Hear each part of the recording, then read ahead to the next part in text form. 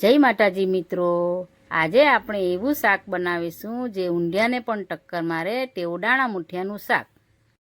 મુઠિયા માટે આપણને 1 કપ ઘઉંનો લોટ જોઈશે, 2 ચમચી ચણાનો લોટ, 1 ચમચી આપણને આદુ લસણ મરચાંની પેસ્ટ, 1 ચમચી હળદર, 1 ચમચી મીઠું, 1 ચમચી ધાણા જીરું, 1 ચમચી મરચાંની ભૂકી, 1 ચમચી અજમો અને એમાં આપણે સફેદ તલ નાખીશું. થોડું એમાં આપણે તેલ નાખીશું. હવે આ મેથીની ભાજી સુધારેલી તૈયાર છે, આમાં આપણે નાખીશું. હવે એને આપણે બરાબર મિક્સ કરી દઈશું. 1 ચમચી ખાંડ, તમારે ખાંડ નાખવી હોય તો ખાંડ નાખી શકો છો, તમારે સ્કીપ કરવું હોય તો તમે સ્કીપ પણ કરી શકો છો. હવે એમાં આપણે થોડું થોડું પાણી ઉમેરતા જઈશું. એમાં પાણીની બહુ જરૂર પડતી નથી, થોડા પાણીમાં જ આપણો લોટ બંધાઈ જાય. આપણે જરાક કઠણ જ લોટ બાંધવાનો હોય. આ જુઓ, થોડું પાણીમાં પણ આપણો લોટ બંધાઈ ગયો. કઠણ લોટ બાંધવાનો એટલે આપણને વધારે પાણીની જરૂર નહીં પડે. હવે આપણો લોટ બંધાઈ ગયો છે. હવે આપણે ગોળ ગોળ મુઠિયા કરીશું. આ રીતે, આ જુઓ, આ રીતે હું બીજો પણ વાળું છું.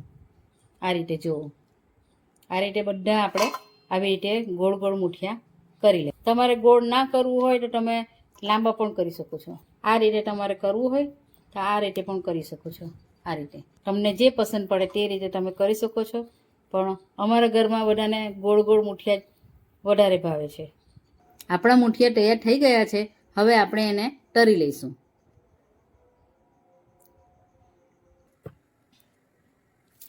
હવે આપણું તેલ ગરમ થઈ ગયું છે. હવે આપણે એમાં એક એક મુઠિયા તળી લઈશું.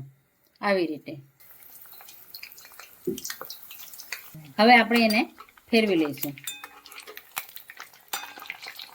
હવે આપણા મુઠિયા તૈયાર થઈ ગયા છે. આ રીતે ગોલ્ડન કલરના આપણા આ મુઠિયા તૈયાર થઈ ગયા છે. હવે આપણે એને એક ડીશમાં કાઢી લઈએ. આ એક ડીશમાં કાઢી લીધા છે. હવે આપણે બીજા પણ આ રીતે આપણે તળી લઈશું. જો આપણે હવે આ મુઠિયા તૈયાર થઈ ગયા છે. હવે આપણે એને શાક બનાવવાનું ચાલુ કરીએ. દાણા બાફવા માટે આપણે હવે 2 ગ્લાસ પાણી જોઈશે. હવે આપણે તેમાં 500 ગ્રામ તુવેરના દાણા નાખીશું. હવે આપણે તેમાં થોડું મીઠું નાખીશું. હવે આપણે તેમાં 1 ચમચી હળદર નાખીશું અને આપણે થોડીક વાર આમ મિક્સ કરી દઈશું. આપણી તુવેર હવે બરાબર બફાઈ ગઈ છે, તમે જોઈ શકો છો. આ જુઓ, ચાલો હવે આપણે એને ગાળી લઈએ. એક વાટકામાં આપણે એક આ ગરણી મૂકીશું, તેમાં આપણે આ રીતે રેડી લઈશું. હવે આપણે એને ઠંડા પાડીશું. હવે આપણે એમાં 1 ચમચો તેલ રેડીશું. 1 ચમચી તેમાં આપણે જીરું નાખીશું. 2 આખા લાલ મરચાં, થોડી હિંગ, કાચા કાંદાની પેસ્ટ. આ રીતે એમાં આપણે આદુ લસણની થોડી પેસ્ટ નાખીશું. 1 ચમચી આપણે મરચાંની ભૂકી એડ કરીશું. થોડી હળદર નાખીશું. થોડું આપણે 1 ચમચી ધાણા જીરું એડ કરીશું. 1 ચમચી આપણે મીઠું નાખીશું. 1 ચમચી આપણે ગરમ મસાલા નાખીશું. હવે આપણે એને સાતળી લઈશું. મિક્સ થઈ જાય આપણું પછી આપણે તેમાં ટામેટાની ગ્રેવી એડ કરીશું. થોડી વાર આપણે એને હલાવતા રહેવા પડશે. થોડીક વાર આપણે ટામેટા બરાબર ચડી ના જાય ત્યાં સુધી હલાવતા રહીશું. આપણે હવે આ દાણા બાફેલા છે તે આપણે હવે અંદર નાખી દઈશું. આ રીતે હવે આપણે એને મિક્સ કરી દઈશું. હવે આપણે એમાં 1 ગ્લાસ પાણી રેડશું. આ રીતે દાણા બફેલા છે એટલે એને ચડવાની બહુ જરૂર પડતી નથી.